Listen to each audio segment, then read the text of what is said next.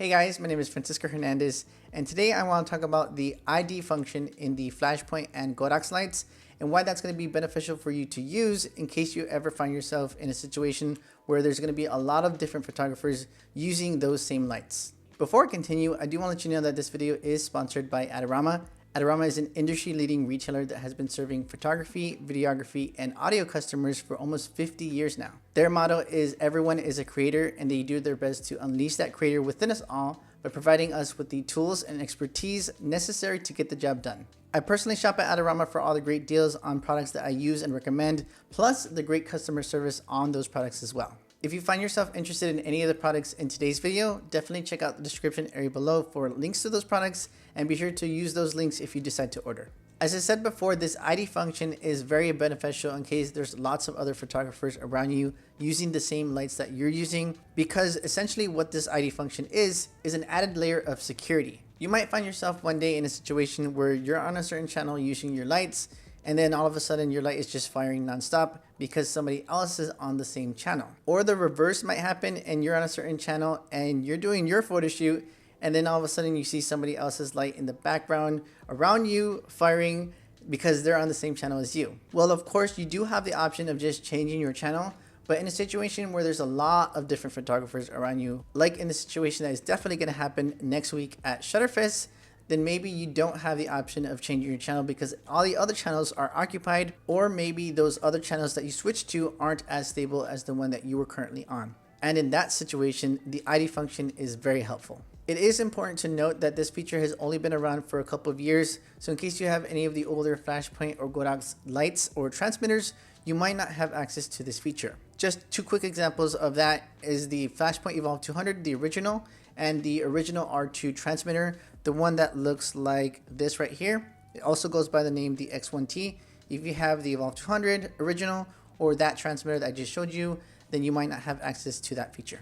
What I'm going to do now is show you guys how to enable the ID function setting on the Flashpoint Zoom Lithium-Ion 3, the Flashpoint Evolve 200 Pro, the Flashpoint Explorer 300 Pro, and the Flashpoint Explorer 400 Pro.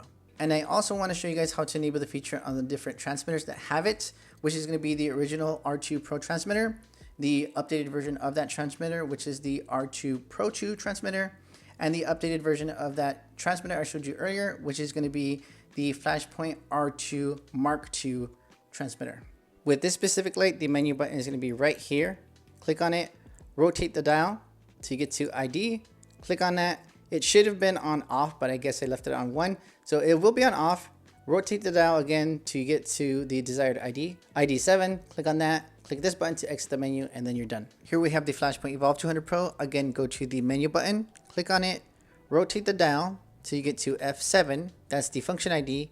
Click on set, and then rotate the dial again till you get to 7. Click on set, click menu to exit, and then we're done with this light. The next light up is the Flashpoint Explorer 300 Pro. You're going to access the menu button with this button that has the lines on it. Click that, rotate this dial till you get to F7, which is going to be the ID function.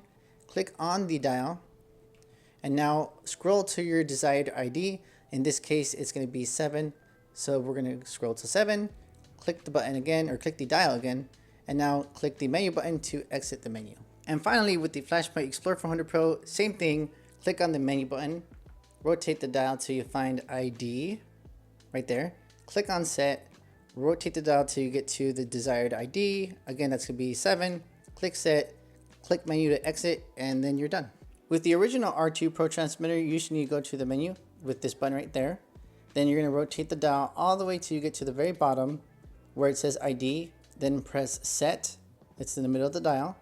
And then now just rotate to another ID that you want it to be on. Let's just say you want it to be on lucky number 7. And now that you're on channel 11, ID 7, if there's another person that's going to be on your same channel, channel 11 for example, then their transmitter won't fire your light because you now have the ID function enabled. It's going to be pretty much the same thing with the R2 Pro 2 transmitter. You're going to go into the menu, which is going to be this button right here, the one with the lines. Click on that, rotate the dial till you see ID. ID's right here. Click on set, and then rotate the dial to your desired ID. In this case, it's going to be 7. Click on set, and then click on this button to exit the menu. And with this last transmitter, the R2 Mark II, You're going to go to the menu with this button that's clearly labeled menu. And then you're going to rotate this dial here in the bottom all the way till you get to ID. Now click on set. And again, you're just going to rotate the dial now to change to the desired ID, which is going to be 7. Click on set and then click menu to exit the menu. And that's pretty much it with this video, except for one last thing. I wanted to share with you guys one time where I was actually intentionally messing with Joel Grimes at Photo Plus 2017, I believe. So you guys can enjoy that on the screen right now. Hey guys, Joel Grimes is doing a photo shoot behind me. And I found the channel that he's on, so I'm gonna just fire the shot a little bit. He's on channel 2.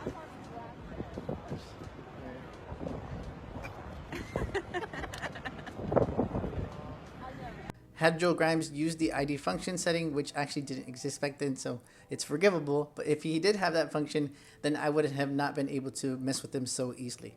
And now this video is pretty much done. I seriously think this ID function will come in handy to any of you guys in case you're in those crowded environments with other photographers. So if you guys have that feature available, definitely check it out.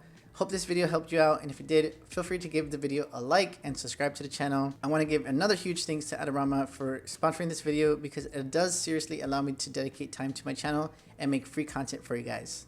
Take care, and I'll see you in the very next video.